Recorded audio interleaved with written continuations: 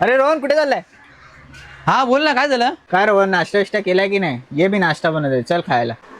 हा बसतो, थांब. काय बनवतोय? लवकर काय ते बनव, वाट बघतोय मी. आपण आता सँडविचसाठी साहित्य घेतलंय: बटाटा, बीट, कांदा, काकडी, टोमॅटो. चटणीसाठी लागणारं साहित्य: मिरची, कोथिंबीर आणि पुदिना आहे. पण आता मिक्सरमध्ये वाटणार आहे.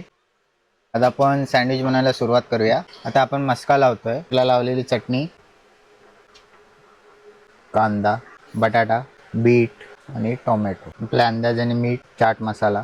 नंतर त्याच्यावरती येणार चीज. त्याच्यावरती परत एक ब्रेड लावायचं आपल्याला. चटणी टाकून आपण त्याला पॅक करायचं. आता आपण या टोस्टरनी टोस्ट करणार आहे त्याला. मस्का लावून घेऊया कारण की ना ते चिकटतं. आता आपण टोस्ट करणार आहे. चिटकू नये म्हणून मध्ये मध्ये असं उघडत राहायचं. बघा, रेडी झालेलं आहे मस्त. आता आपला चीज सँडविच तयार झालेला आहे. त्याला आपण कट करून घेऊया. हे घे रोहन, चीज सँडविच. अरे वा, हिरवी चटणी आणि सॉस सोबत तोही चीज सँडविच. चीजीनेस एकदम आतमध्ये. हो, स्टफिंग सुद्धा मस्त आहे आतमध्ये. अप्रतिम चव.